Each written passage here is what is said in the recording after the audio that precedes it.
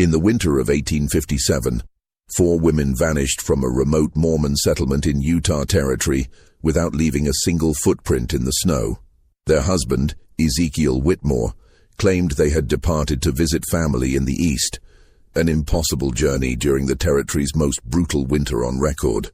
For over 60 years, the Church of Jesus Christ of Latter-day Saints kept the incident classified in their private archives, until construction workers building a new meeting house in 1920 made a discovery that would force church leaders to confront the darkest chapter in their early Utah history.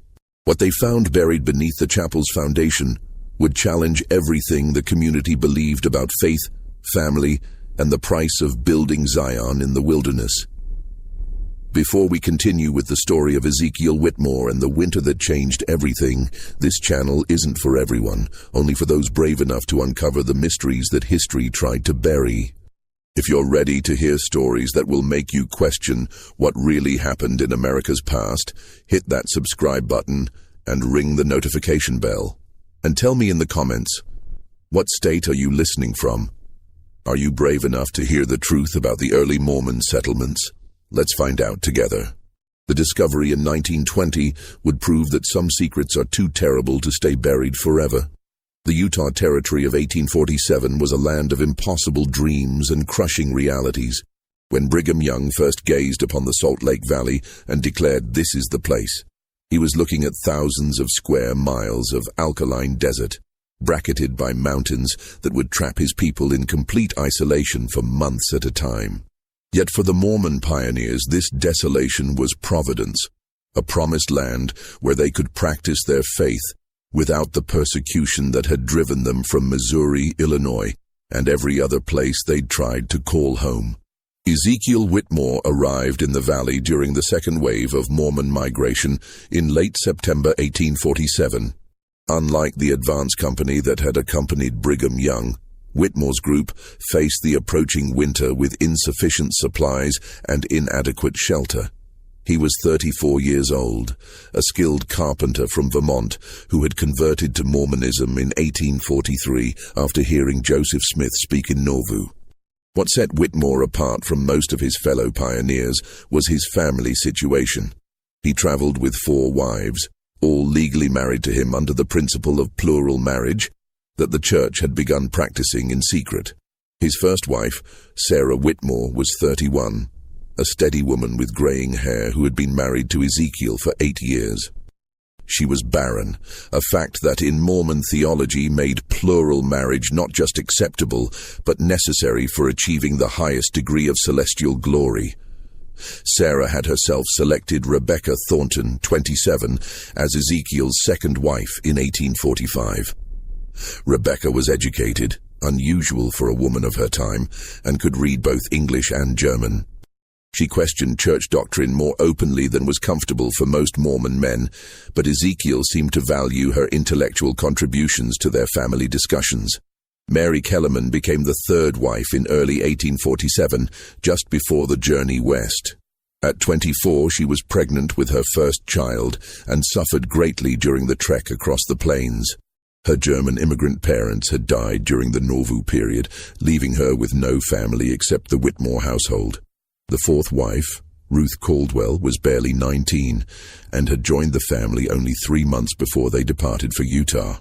Her marriage to Ezekiel had been arranged by church elders who felt she needed protection after her own family died in the Missouri conflicts. The Whitmore family settled in what would later become known as Mill Creek, about 8 miles southeast of the main Salt Lake settlement. Ezekiel chose the location because a small creek provided water year-round, and the land showed promise for farming.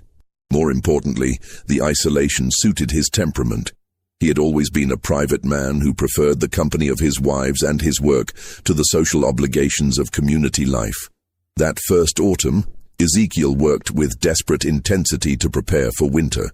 He built a large cabin with separate rooms for each wife, following the careful protocols that Mormon men had developed for managing plural households. The cabin was solidly constructed, with thick log walls and a stone foundation, but it was the only structure for miles in any direction. Their nearest neighbors were a family of Danish converts living 3 miles to the north, and even they would be unreachable once the snows began. The Mormon community in those early years was tight-knit by necessity. Every family's survival depended on cooperation, shared resources, and mutual support. Church leaders maintained strict oversight of plural marriages, not just for theological reasons, but because they understood the practical challenges of managing complex family relationships in isolation. Men who practiced plural marriage were expected to maintain harmony in their households and to contribute positively to the community's overall welfare. Ezekiel's wives each brought different skills to their remote household. Sarah managed the domestic affairs with quiet efficiency, organizing food storage and textile production for the winter ahead. Rebecca kept detailed records of their supplies and expenditures, and she had begun teaching herself basic medical skills that could prove essential in emergencies. Mary, despite her pregnancy, was skilled at preserving foods and had created an impressive store of dried fruits and vegetables. Ruth, the youngest, was energetic and optimistic, taking on the heaviest physical labor despite her small size.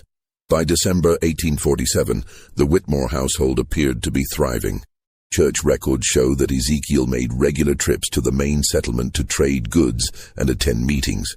His wives were described by visitors as healthy, well-dressed, and remarkably harmonious for a plural family. Bishop William Curtis, who visited the cabin in early December, later wrote in his journal that the Whitmore family seemed blessed with unusual unity and prosperity, a testament to righteous living and proper order in the home. What Bishop Curtis didn't mention in his official journal, but confided to his private diary, was something that troubled him about the visit. The four women seemed almost too harmonious, finishing each other's sentences and moving in an eerily synchronized way that reminded him of a single mind inhabiting multiple bodies. He noted that they all bore similar marks on their wrists, small, deliberate cuts that they claimed came from kitchen accidents, but which all appeared to be the same age and depth. The winter of 1847-1848 was severe even by Utah standards. Snow began falling in mid-November and continued intermittently through March. The temperature dropped to 20 below zero multiple times, and the wind howled across the valley with such force that it could knock a grown man off his feet. For families living in the main settlement, the winter was challenging but manageable. For isolated families like the Whitmores, it was a test of preparation, faith, and endurance. The last confirmed sighting of all four Whitmore women together was on December 19, 1847, when a group of men from the main settlement passed by the cabin while hunting. They reported seeing smoke from the chimney and briefly spoke with Sarah and Rebecca, who appeared at the door to accept a gift of fresh deer meat. The women thanked them politely but declined an invitation to send someone back to the settlement for Christmas services, saying they planned to hold their own family worship. What happened next would puzzle investigators for decades and create the most persistent mystery in early Mormon Utah history. The first sign that something was wrong came on January 8, 1848, when Ezekiel Whitmore appeared at the main settlement asking to speak privately with Bishop Curtis. Those who saw him that day described a man who appeared to have aged years in just 3 weeks. His clothes were disheveled, his beard unkempt, and his eyes held what one witness called the look of a man who had seen too much. In the privacy of the bishop's cabin, Ezekiel explained that his wife Sarah had received a revelation directing her to travel east to care for her sick sister in Missouri. He said she had felt the calling so strongly that she couldn't wait for spring, and had departed with a small group of travelers who had passed through their area. Bishop Curtis was immediately suspicious. No travelers would attempt the eastward journey in the middle of winter, and Sarah had never mentioned having a sister in Missouri. When the bishop pressed for details, Ezekiel's story began to shift. First he said the travelers were missionaries returning east. Then he claimed they were mountain men who knew secret winter routes. His hands trembled as he spoke, and he kept glancing toward the door as if expecting someone to enter. Most disturbing was his insistence that the bishop shouldn't visit the cabin to check on the remaining wives, claiming they were observing a period of spiritual purification that required complete isolation. Bishop Curtis made notes of the conversation in his official journal, but his private diary reveals his growing alarm. He wrote, "Brother Whitmore speaks of revelations, but I fear he may be concealing something far more earthly and terrible. His manner suggests guilt rather than grief, and his explanations contradict both reason and the season." 3 weeks later, on January 30th, Ezekiel returned to the settlement with an even more disturbing report. Rebecca, he claimed, had also received a calling to travel east, this time to serve as a teacher in a mission school. She had departed with another group of travelers, taking only essential supplies. The bishop demanded to know what travelers could possibly be moving through Utah territory in February, and Ezekiel's response was rambling and incoherent, filled with references to God's mysterious ways and trials of faith. This time, Bishop Curtis insisted on visiting the cabin to speak with the remaining wives. Ezekiel became agitated, claiming that Mary and Ruth were too ill to receive visitors, suffering from a fever that could be contagious. He promised to bring them to the settlement as soon as they recovered, but the bishop's suspicions had grown too strong to ignore. On February 3rd, Bishop Curtis organized a group of 5 men to visit the Whitmore cabin. The journey through the snow-covered hills was treacherous, taking most of the day despite the relatively short distance. When they arrived at the cabin, they found Ezekiel alone, sitting by a fire that seemed insufficient to heat the large structure. He greeted them with nervous courtesy, but his explanations about his wives' whereabouts had changed again. Now he claimed that Mary and Ruth had both recovered from their illness and decided to join Sarah and Rebecca in the east. He said they had departed just 2 days earlier, traveling with a group of trappers who had promised to escort them safely to civilization. The bishop asked to see the women's personal belongings, and Ezekiel showed them several rooms that appeared to have been hastily cleared out. Clothing, books, and personal items were gone, but the bishop noticed that heavy items like furniture and cooking implements remained, unusual for women making a permanent departure. More troubling were the signs of recent digging behind the cabin. Ezekiel explained that he had been working on an expansion of the root cellar, preparing for the next winter. But the ground was frozen solid, and the amount of disturbed earth seemed far greater than necessary for a simple food storage area. When one of the men commented on the difficulty of digging in frozen ground, Ezekiel's response was sharp and defensive, claiming that God's work requires dedication even in the hardest conditions. The visiting party spent the night in the cabin, and several of them later reported feeling deeply unsettled by the experience. The building was too quiet, they said, with none of the subtle sounds that indicated the presence of women.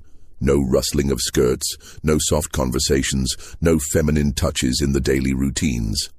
Ezekiel served them a meal that seemed to consist entirely of preserved foods, despite the fact that fresh bread and dairy products should have been available if women had been managing the household recently. Most disturbing was an incident that occurred during the night. Thomas Garrett, one of the visiting men, was awakened by what he described as the sound of weeping, faint but distinct, coming from somewhere beneath the cabin. When he mentioned this to the others in the morning, they dismissed it as wind or settling timber, but Garrett remained convinced that he had heard human voices in distress. The bishop's party departed the next morning with more questions than answers. In his private journal, Bishop Curtis wrote, "I fear that Brother Whitmore may have committed acts that will bring shame upon our people and our faith. The isolation of winter can drive men to desperate measures, and I worry that the pressures of plural marriage may have proven too great for his spirit to bear." However, the bishop faced a difficult decision.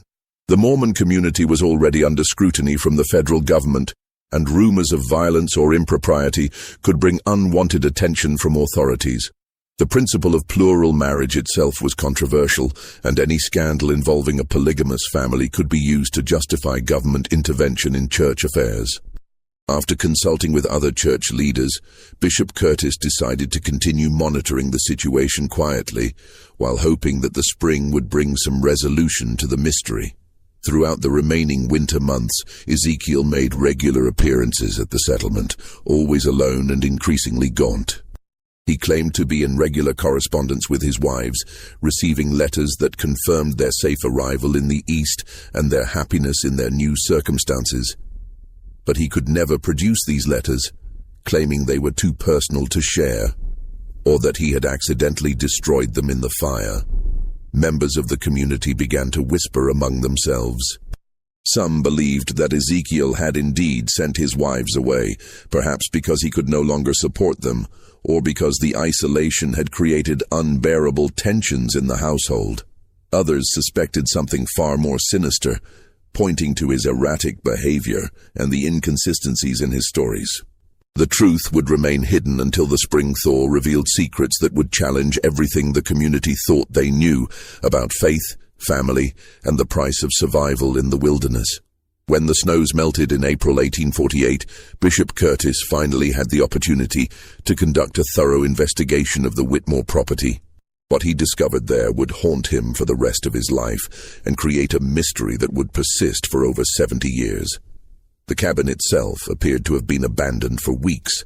A thick layer of dust covered the furniture, and the rooms that had supposedly belonged to the four wives showed signs of hasty cleaning rather than normal departure. More significantly, the bishop found several items that contradicted Ezekiel's claims about his wives' voluntary departure.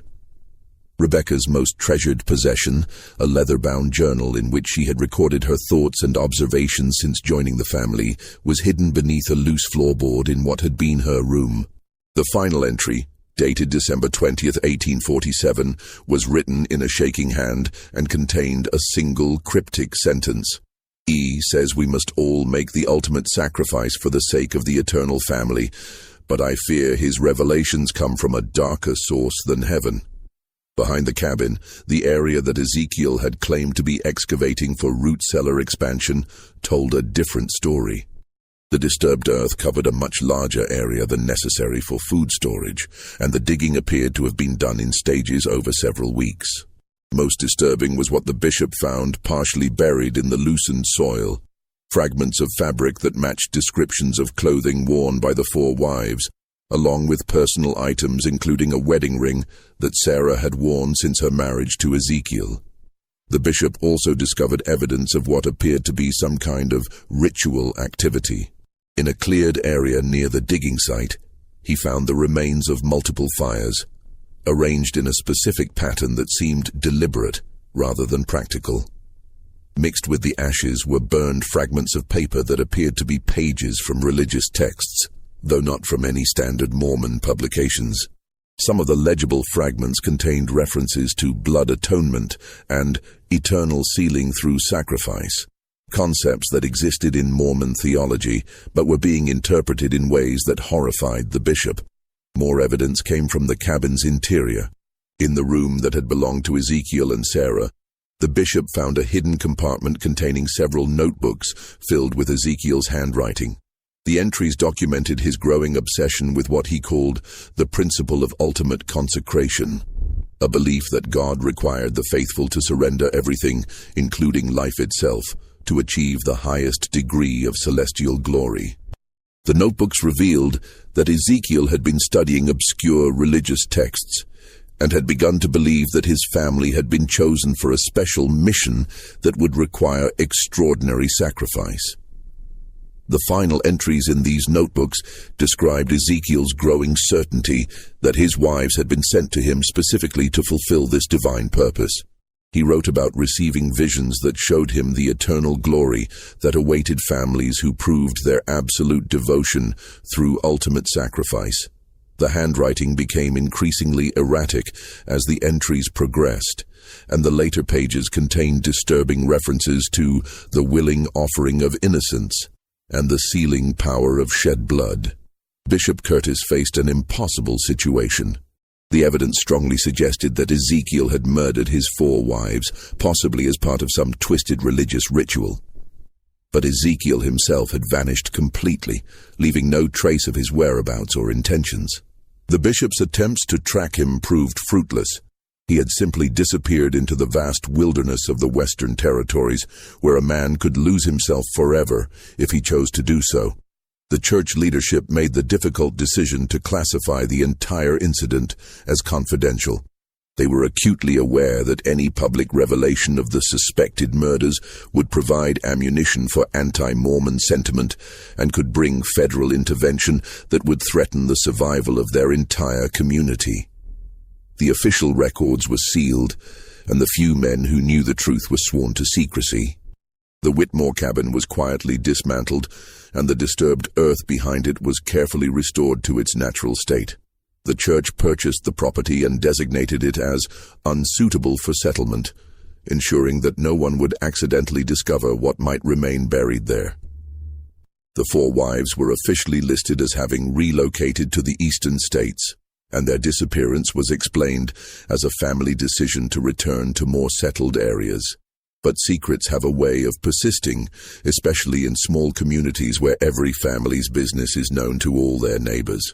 Over the years, whispered stories began to circulate about the winter when 4 women vanished, and one man's faith led him to commit unspeakable acts. Some versions of the story claimed that Ezekiel had been driven insane by isolation and religious mania. Others suggested that he had discovered something in the isolated valley that had demanded a terrible price for his family's survival. The most persistent rumors centered on the idea that Ezekiel had not acted alone. Some believed that the 4 women had been willing participants in whatever ritual had cost them their lives, convinced by their husbands' claims of divine revelation that their sacrifice was necessary for eternal salvation. This version of the story was particularly disturbing because it suggested that the tragedy had been the result of shared delusion rather than individual madness. As the years passed, the area around the former Whitmore property developed a reputation for unusual occurrences. Travelers reported feeling watched when passing through the valley, and some claimed to hear women's voices carried on the wind, especially during the winter months. These reports were dismissed as superstition by church leaders, but they contributed to the sense that something dark and unresolved remained connected to the site. The mystery might have remained buried forever, if not for the church's continued growth and the need for new buildings to serve expanding congregations. In 1920, more than 70 years after the disappearances, church authorities decided to build a new meeting house in the rapidly growing Mill Creek area. The chosen site was selected for its central location and level ground, with no awareness of the dark history that lay beneath the surface. What the construction workers discovered would force the church to confront the truth about one of its most carefully hidden secrets, and would reveal that the winter of 1847-1848 had been even more terrible than anyone had imagined. The construction of the new Mill Creek Meeting House began on a crisp October morning in 1920. The project supervisor, Brother Samuel Morrison, was a devout Mormon who had been born in the valley and had heard whispered stories about the Whitmore property throughout his childhood. But like most members of his generation, he dismissed these tales as folklore that had grown in the telling over the decades. The construction crew began excavating the foundation on October 15th, working with steam-powered equipment that made quick work of the rocky soil. For the first 2 days, the work proceeded normally, with nothing more unusual than the occasional discovery of old horseshoes or pieces of rusted metal that marked the site's history as grazing land. On the 3rd day, Brother Morrison's crew made their first disturbing discovery. About 4 feet below the surface, they uncovered what appeared to be a deliberately constructed stone chamber, roughly 8 feet square and lined with carefully fitted rocks. The chamber had been sealed with a flat stone cover, and when they lifted it, they found a collection of objects that seemed to have been placed there intentionally as some kind of burial cache. The objects included 4 sets of women's clothing, neatly folded and arranged in separate piles. Each set consisted of a dress, undergarments, shoes, and personal effects like combs, mirrors, and jewelry. Most significantly, each pile contained a small leather purse with identification papers and personal documents that clearly belonged to Sarah, Rebecca, Mary, and Ruth Whitmore. The preservation was remarkable, protected by the dry conditions and stone construction, and the items appeared to be in the same condition as when they were placed in the chamber. Brother Morrison immediately contacted Bishop Harold Stevenson, the current leader of the Mill Creek Ward. Bishop Stevenson was young and had no knowledge of the Whitmore incident, but he recognized the significance of the discovery and contacted church headquarters in Salt Lake City. Within hours, a team of church officials arrived at the construction site, led by Elder James Tanner, a member of the Quorum of the 12, who had access to the church's confidential historical archives. Elder Tanner's examination of the documents found in the stone chamber confirmed what the older church leaders had long suspected. The papers included letters written by each of the 4 wives, apparently composed shortly before their deaths, and intended as final messages to family members they would never see again. The letters were haunting in their acceptance of what they described as their calling to eternal glory through ultimate sacrifice. Sarah's letter, written in her characteristic careful script, expressed gratitude for her selection by divine providence to participate in the sealing ordinance that would bind our family together throughout eternity. Rebecca's letter was longer and more theologically complex, containing references to obscure doctrines and her belief that the shedding of innocent blood in righteousness would open the doors of celestial glory for all who participated in willing submission to God's will. So Mary's letter was the most heartbreaking, filled with references to her unborn child and her faith that the sacrifice of 2 lives would count as double offering in the eyes of the Lord. Ruth's letter was the shortest, consisting mainly of expressions of love for her family and her excitement about joining the eternal family in the most sacred way possible. The letters made it clear that the 4 women had not been murdered against their will, but had participated willingly in what they believed to be a sacred ritual. This revelation was almost more disturbing than the alternative, suggesting that Ezekiel had successfully convinced his wives that their deaths were necessary for their eternal salvation. Elder Tanner immediately ordered the construction to be suspended and contacted the church's historical department to locate the sealed files related to the Whitmore incident. What they found in those files painted a more complete picture of the tragedy, but also raised new questions that would prove even more troubling. The sealed files contained Bishop Curtis's complete investigation notes, including details that had never been shared with other church officials. Among these was the bishop's discovery of additional evidence that suggested the Whitmore tragedy had not been an isolated incident. References in Ezekiel's notebooks mentioned correspondence with other Mormon men who had received similar revelations about the necessity of ultimate sacrifice for their families. Most disturbing was a letter that Bishop Curtis had intercepted in 1849, addressed to Ezekiel at a remote mining camp in Nevada Territory. The letter, signed only with the initials J.M., contained coded references to the completion of the work and expressed satisfaction that the sealing had been accomplished according to the pattern revealed to us. The letter also mentioned that the others who received the same calling had fulfilled their obligations with equal faith and devotion. This evidence suggested that Ezekiel had not acted alone, but had been part of some kind of secret group within the early Mormon community that had developed extreme interpretations of church doctrine. The group apparently believed that the ultimate expression of faith required the sacrifice of family members, and that such sacrifices would guarantee exaltation in the celestial kingdom.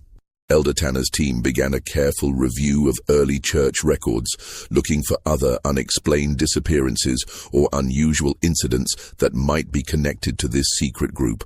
What they found was a pattern of missing persons cases and unexplained family tragedies that had been scattered across the early Mormon settlements but had never been connected to each other.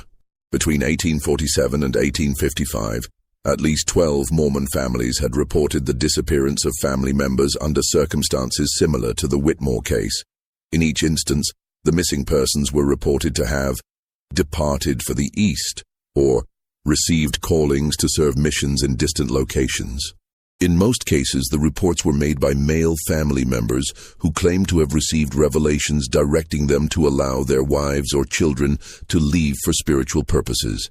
The pattern was subtle enough that it had never been detected by church authorities at the time, but viewed together, the cases suggested a coordinated effort by a secret group to carry out what they believed to be sacred killings. The victims were predominantly women and children, and the perpetrators were men who had been noted for their exceptional devotion to church doctrine and their leadership roles in their local communities. Most chilling was the discovery that several of the men involved in these disappearances had maintained correspondence with each other, sharing theological justifications for their actions and encouraging each other in their divine calling. The letters revealed that the group had developed an elaborate theological framework for their beliefs, drawing on obscure passages from Mormon scripture and early church teachings to justify their actions. The group apparently believed that the practice of plural marriage was only the beginning of a higher law that would ultimately require the sacrifice of family members to achieve complete consecration to God. They saw themselves as pioneers of a more advanced form of religious devotion that would eventually be revealed to all faithful Mormons as the ultimate requirement for celestial glory. As Elder Tanner's investigation continued, the scope of the conspiracy became increasingly clear. The secret group appeared to have included prominent church members from across the Utah Territory, including some who had held significant leadership positions. The group had operated with careful coordination, sharing information about their activities and providing mutual support for their beliefs. The investigation also revealed that the group had eventually been detected by church authorities in the mid-1850s, leading to a secret purge that had removed suspected members from leadership positions and forced others to flee the territory. The church's official records made no mention of these actions, which had been carried out quietly to avoid creating scandal or providing ammunition for anti-Mormon critics. But the discovery of the stone chamber at the Mill Creek construction site proved that the group's activities had been far more extensive than church leaders had realized at the time. The careful preservation of the victims' belongings suggested that the perpetrators had viewed their actions as sacred ordinances that required proper documentation and remembrance. The question that haunted Elder Tanner and his team was whether the group had been completely eliminated in the 1850s, or whether some members had escaped detection and continued their activities in remote areas of the Western Territories. The evidence suggested that the conspiracy had been larger and more organized than anyone had imagined, with implications that extended far beyond the tragic fate of the 4 Whitmore women. The investigation would soon reveal that the stone chamber was only the beginning of what lay buried beneath the Mill Creek construction site, and that the winter of 1847 to 1848 had been even more terrible than the darkest rumors had suggested. As Elder Tanner's team expanded their excavation of the Mill Creek site, they made increasingly disturbing discoveries that suggested the Whitmore tragedy was far more complex than a single family's descent into religious madness. The stone chamber containing the women's belongings was only the first layer of a carefully constructed burial site that had been designed to preserve evidence of what the perpetrators clearly viewed as sacred acts. Beneath the stone chamber, the excavation revealed a second level of construction, a larger underground space that had been carved directly into the bedrock and lined with carefully fitted stones. This chamber was approximately 12 feet square and 6 feet deep, with drainage channels that had kept it dry for over 70 years. The walls were covered with carved symbols that combined traditional Mormon imagery with elements that seemed to draw from other religious traditions. The most prominent symbol was a modified version of the Mormon temple square and compass, but surrounded by imagery that included Egyptian hieroglyphs, Masonic symbols, and what appeared to be representations of ancient sacrifice rituals. The carvings were sophisticated and deliberate, suggesting that whoever had created them possessed considerable knowledge of religious symbolism and had spent significant time planning the chamber's construction. In the center of the chamber, the team found what appeared to be a stone altar, roughly hewn from local granite and stained with what laboratory analysis would later confirm to be human blood.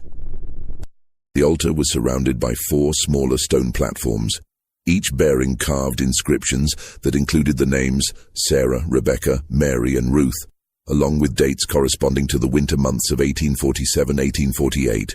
The inscriptions also included theological passages that had been carved in careful script, drawing from Mormon scripture, but interpreted in ways that justified the taking of human life for religious purposes. One passage, carved above the central altar, read, "Greater love hath no man than this, that a man lay down his life for his friends, and greater still is the love that lays down the lives of the beloved for the glory of God and the sealing of eternal families." But the most shocking discovery came when the team excavated beneath the stone platforms. Each platform concealed a carefully prepared burial site containing human remains that had been preserved through deliberate mummification techniques. The bodies of the 4 women had been prepared with materials and methods that suggested extensive knowledge of preservation practices, possibly derived from early Mormon interest in Egyptian culture and practices. The condition of the remains allowed for detailed examination that revealed the manner of death. Each woman had died from a single precise wound to the heart, inflicted with what appeared to be a ceremonial blade. The wounds were identical in location and depth, suggesting that the killings had been carried out with practiced skill and according to a predetermined ritual pattern. More disturbing was evidence that the women had been dressed in special ceremonial garments before their deaths, elaborate white robes that had been decorated with religious symbols and personal items that held spiritual significance. The garments appeared to have been specially prepared for the ritual, with careful attention to detail that suggested the perpetrators had viewed the killings as sacred ordinances, requiring proper ceremonial preparation. The discovery of these ritual preparations forced Elder Tanner's team to confront the possibility that the Whitmore women had not only consented to their deaths, but had actively participated in elaborate religious ceremonies that they believed would guarantee their eternal salvation. The evidence suggested that the killings had been carried out over several weeks, with each death forming part of a larger ritual cycle that had been carefully planned and executed. Additional evidence found in the chamber included detailed records of the ritual proceedings, carved into stone tablets that had been placed in niches around the walls. These records provided a horrifying minute-by-minute account of the ceremonies, including the women's final words and their expressions of faith and gratitude for their selection for eternal glory. The tablets also contained references to the great work that was being carried out by the secret group and to the pattern revealed from on high that guided their actions.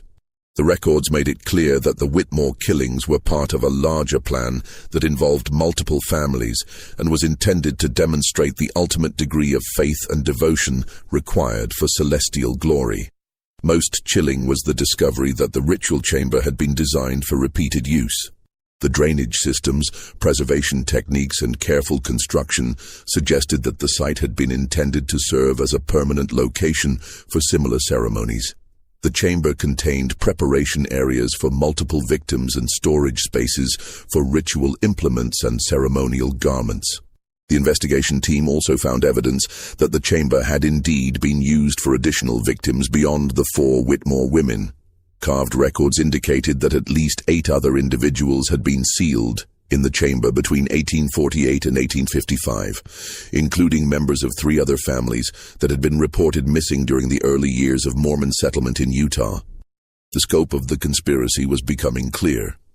The secret group had operated for nearly a decade, carrying out ritual killings that they believed were necessary for achieving the highest degree of religious devotion. The group had developed elaborate theological justifications for their actions and had created permanent facilities for conducting their ceremonies. Elder Tanner's team faced a crisis that threatened to expose the darkest chapter in Mormon history.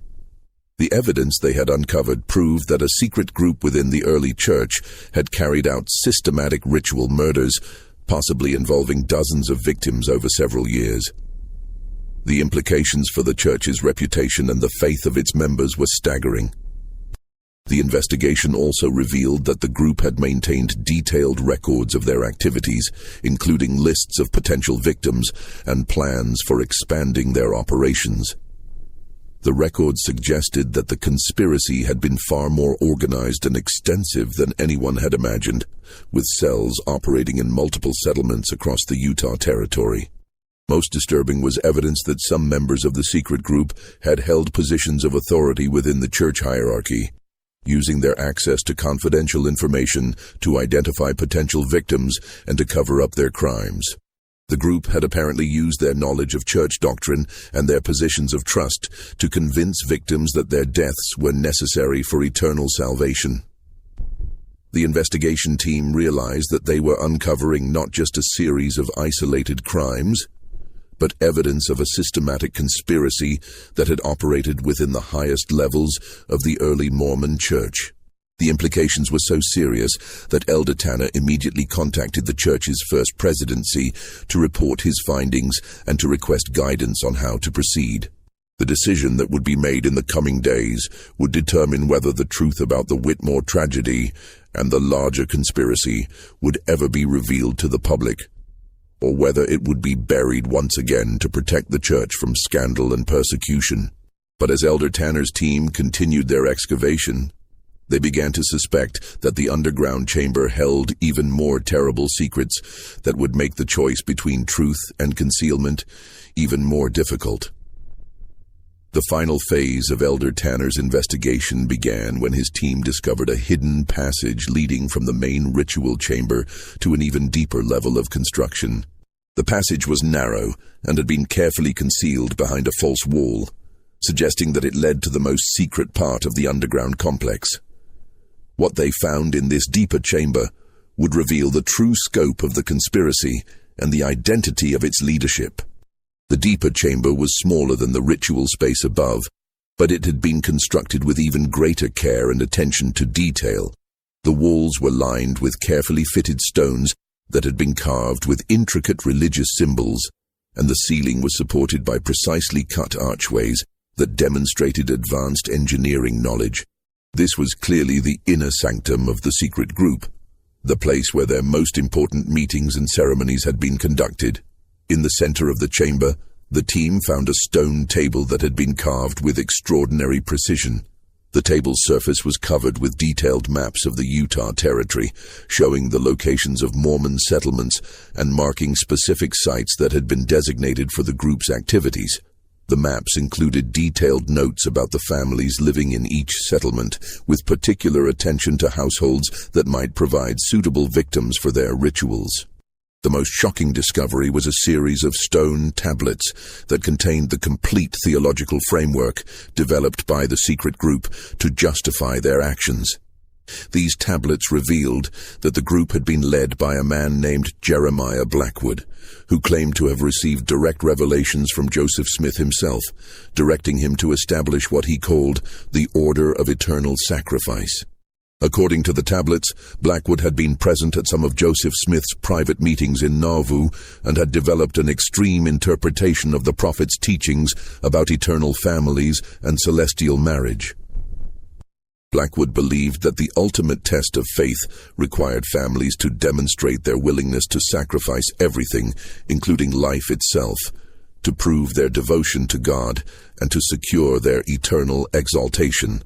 The tablets contained detailed instructions for identifying suitable families for participation in the order's rituals. The criteria included strong faith, isolated living situations, and family structures that would not be immediately missed by the broader community. Polygamous families were particularly targeted because their complex relationships and frequent travel made disappearances easier to explain and conceal. Ezekiel Whitmore had been recruited into the order during the winter of 1846-1847, while the Mormon community was preparing for their exodus to the west. The tablets revealed that Blackwood had identified Ezekiel as an ideal candidate because of his deep religious convictions, his isolated temperament, and his plural marriage to 4 women who had no close family connections in the Mormon community. The recruitment process had been gradual and carefully orchestrated. Blackwood had begun by sharing what he claimed were secret revelations about the higher laws of celestial marriage, gradually introducing Ezekiel to increasingly extreme theological concepts. By the time the Whitmore family departed for Utah, Ezekiel had been fully indoctrinated into the order's beliefs and had committed to carrying out the ritual sacrifice of his wives during their first winter in the territory. The tablets also revealed that the order had established similar operations in multiple Mormon settlements across the West. Each cell was led by a trusted member who had been personally recruited by Blackwood, and who was responsible for identifying potential victims and carrying out the ritual killings. The cells operated independently, but maintained communication through a network of coded letters and secret meetings. The ritual chamber beneath the Mill Creek site had been one of several permanent facilities established by the Order for conducting their ceremonies. Similar chambers had been constructed near other Mormon settlements, each designed to preserve evidence of the rituals for what the Order believed would be the eventual recognition of their practices as legitimate religious ordinances. The tablets contained detailed accounts of the specific rituals that had been carried out in the Mill Creek chamber. The ceremonies had followed a precise pattern that had been developed by Blackwood, based on his interpretation of ancient sacrifice practices and early Mormon temple rituals. Each ceremony had lasted several days and had included elaborate preparations, theological instruction, and final rituals that the participants believed would seal their eternal families together in the highest degree of celestial glory. The account of the Whitmore family's final days was preserved in horrifying detail. The ritual had begun on December 20th, 1847, with Sarah's voluntary participation in a ceremony that she believed would ensure her family's eternal exaltation. Each of the other wives had participated in turn over the following weeks, with the final ceremony involving Ruth taking place on February 15th, 1848. The tablets described how each woman had spent her final days in prayer and preparation, convinced that her sacrifice would open the doors of celestial glory for her entire family. They had written letters to family members, prepared their burial garments, and participated in elaborate ceremonies that they believed were sacred ordinances revealed directly from God. Most disturbing was the revelation that the women had not only consented to their deaths, but had actively encouraged each other to participate in the rituals. The tablets contained their recorded conversations, showing how they had strengthened each other's faith and had expressed excitement about their calling to eternal glory through ultimate sacrifice. The investigation team also discovered evidence that the Order had planned to expand their operations significantly. The tablets contained lists of dozens of additional families that had been targeted for recruitment, along with detailed plans for establishing new ritual sites across the Western Territories. The Order had apparently believed that their practices would eventually be recognized as legitimate religious doctrine and would become a standard requirement for achieving the highest degrees of eternal glory.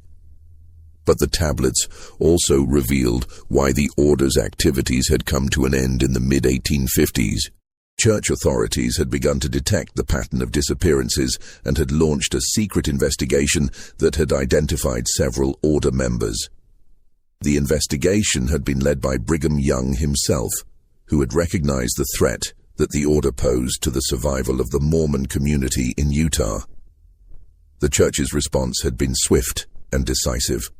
Known Order members had been quietly excommunicated and forced to flee the territory, while others had been reassigned to remote areas where their activities could be more easily monitored. The ritual sites had been sealed or destroyed, and all records of the investigation had been classified to prevent public knowledge of the conspiracy. Jeremiah Blackwood himself had disappeared during the church's crackdown, reportedly fleeing to California, where he had continued to recruit followers for his extremist beliefs. Some reports suggested that he had established new Order cells in mining camps and frontier settlements, but these activities had never been officially confirmed. The tablets also contained Blackwood's final message to his followers, written shortly before his disappearance. In this message, he prophesied that the order's practices would eventually be revealed as divinely inspired and would become the ultimate test of faith for all true believers. He instructed his followers to preserve their records and to continue their work in secret until the time came for public revelation of the higher laws. Elder Tanner's team realized that they had uncovered evidence of the most serious crisis in early Mormon history, a secret conspiracy that had operated within the highest levels of the church and had resulted in the ritual murder of dozens of innocent victims. The implications for the church's reputation and the faith of its members were catastrophic. The evidence also raised disturbing questions about what church leaders had known about the order's activities and when they had known it. The tablets suggested that some members of the church hierarchy had been aware of Blackwood's extreme teachings, but had failed to act quickly enough to prevent the development of his murderous conspiracy. Most troubling was the possibility that other order cells had continued to operate after the official crackdown, carrying out additional ritual killings in remote areas where their activities would never be detected. The evidence suggested that the order's influence had been far more extensive than church authorities had realized, with implications that could extend well beyond the Utah territory. As Elder Tanner prepared his final report on the investigation, he faced an impossible choice. The evidence he had uncovered proved that a secret group within the early Mormon church had carried out systematic ritual murders, possibly involving hundreds of victims over nearly a decade. The truth about the order of eternal sacrifice would expose the darkest chapter in Mormon history and could destroy the faith of millions of believers worldwide. But the alternative, concealing the evidence and allowing the victims to remain forgotten, was equally unthinkable. The families of Sarah, Rebecca, Mary, and Ruth Whitmore, along with all the other victims of the order's rituals, deserved to have their stories told and their deaths acknowledged. The decision would ultimately rest with the church's highest authorities, but Elder Tanner knew that whatever choice was made would have consequences that would echo through generations of Mormon believers and would shape the church's relationship with its own history for decades to come. The meeting that would determine the fate of Elder Tanner's investigation took place in the First Presidency's private chambers on November 15, 1920. Present were President Heber J. Grant, his counselors, and the most senior members of the Quorum of the 12 Apostles. Elder Tanner presented his findings in a 3-hour session that was later described by one participant as the most sobering and troubling presentation in the history of the church. The evidence was undeniable.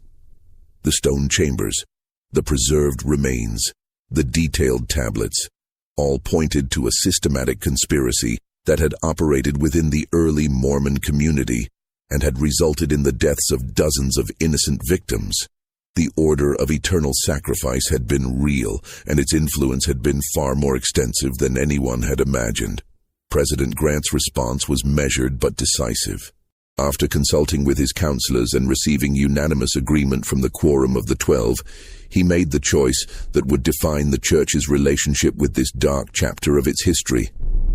The evidence would be preserved in the church's most secure archives, accessible only to the highest levels of church leadership.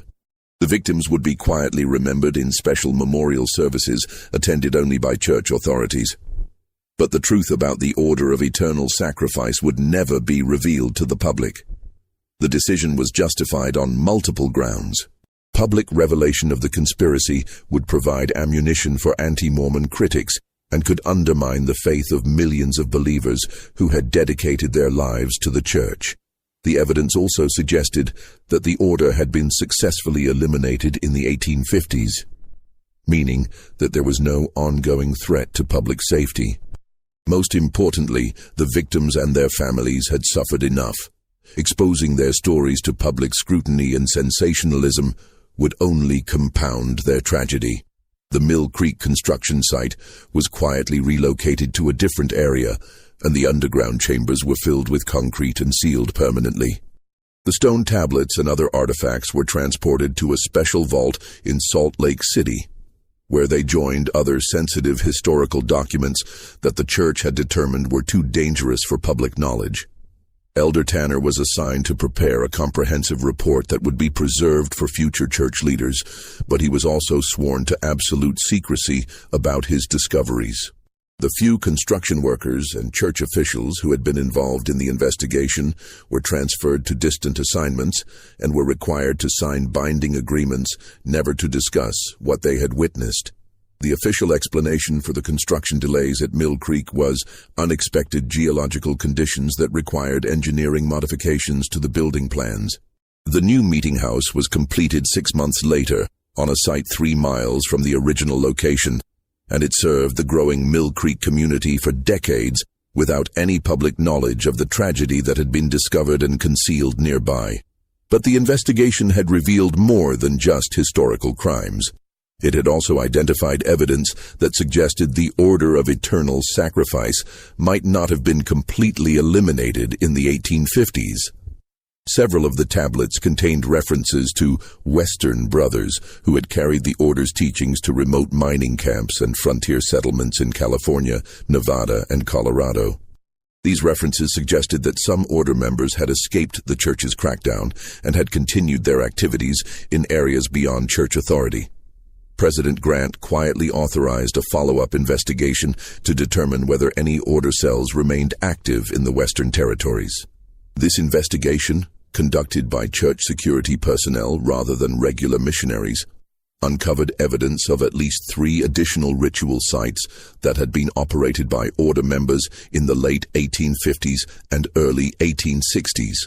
The most disturbing discovery came from a mining camp near Virginia City, Nevada, where investigators found the remains of a ritual chamber that appeared to have been used as recently as 1875. The evidence suggested that some order members had continued their activities for nearly 30 years after the official crackdown, adapting their methods to the more transient populations of mining communities where disappearances were less likely to be investigated. This ongoing threat required immediate action, but it also created additional complications for church authorities. Any investigation of order activities in non-Mormon communities would risk exposing the conspiracy and would require cooperation with federal authorities who might use the information to justify renewed persecution of the Mormon Church. The solution was a secret program that operated for nearly 2 decades, using church resources to identify and eliminate remaining order cells without revealing their existence to public authorities. Church agents worked quietly to locate suspected order members, gather evidence of their activities, and either convince them to cease their operations or arrange for their removal from positions where they could cause further harm. The program was successful in identifying and disrupting at least 6 remaining order cells, but it also revealed the true scope of the original conspiracy. Evidence suggested that the Order of Eternal Sacrifice had operated in at least 15 different locations across the western United States and had been responsible for the deaths of more than 200 victims between 1847 and 1875. The final order cell was eliminated in 1895 when church agents located the aging Jeremiah Blackwood himself, living under an assumed name in a remote mining camp in the Colorado Territory. Blackwood, then in his 70s, had continued to practice his extreme beliefs and had recruited a small group of followers who had carried out at least 12 additional ritual killings over the previous decade. Blackwood's capture and the seizure of his extensive records marked the end of the Order of Eternal Sacrifice as an active threat. But it also provided church authorities with the complete picture of the conspiracy for the first time. The records revealed that the order had been far more organized and influential than anyone had realized, with connections to other extremist religious groups and evidence of influence on early Mormon theology that extended far beyond the Utah Territory. The church's secret campaign against the order was never acknowledged publicly, and the vast majority of Mormon believers remained unaware that such a conspiracy had ever existed within their community. The victims of the order's rituals were remembered only in private ceremonies attended by church authorities, and their names were added to confidential memorial records that honored their sacrifice while concealing the circumstances of their deaths. Elder Tanner completed his service to the church with distinction, never revealing what he had discovered beneath the Mill Creek construction site. He lived to be 93 years old, taking the secret of the Order of Eternal Sacrifice to his grave. His personal papers, sealed after his death in 1963, contained only a brief reference to the most difficult investigation of my life and a prayer that the victims of extreme faith would find peace in the eternal glory they sought through such terrible means. The stone chambers beneath Mill Creek remain sealed today, their contents preserved as evidence of one of the darkest chapters in American religious history. The truth about Ezekiel Whitmore and his 4 wives, along with the hundreds of other victims of the Order of Eternal Sacrifice, continues to rest in the Church's most secure archives, known only to a select few who bear the burden of this terrible knowledge. Modern Church authorities have occasionally debated whether the time has come to reveal the truth about the Order, but each generation has ultimately concluded that the potential harm outweighs any benefit that might come from public disclosure. The victims of the Order's extreme faith remain officially listed as early pioneers who departed for destinations unknown, their true fate concealed by more than a century of institutional secrecy. The Mill Creek area today is home to thriving suburban communities, shopping centers, and modern churches that serve thousands of faithful Mormon families.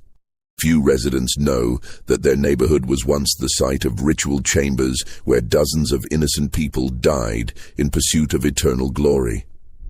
The truth about the winter of 1847-1848, when 4 women vanished without leaving footprints in the snow, remains one of the most carefully guarded secrets in Mormon history.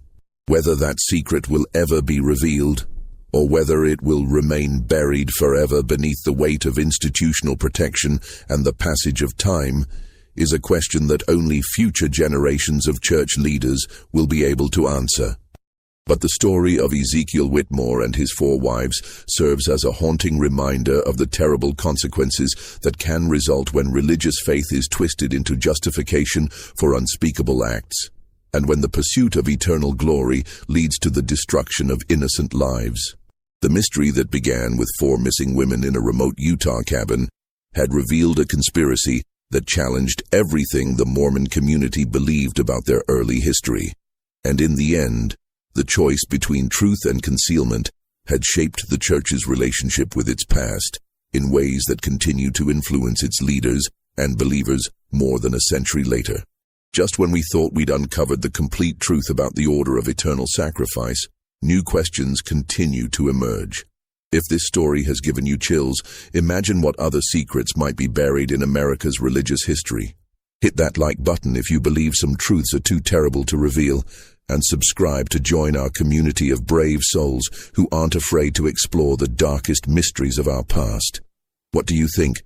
Should the Mormon Church reveal the complete truth about the Order, or are some secrets better left buried? Share this video with someone who can handle these dark revelations, and let me know in the comments what other religious mysteries you'd like us to investigate. The truth is out there, waiting for those courageous enough to seek it.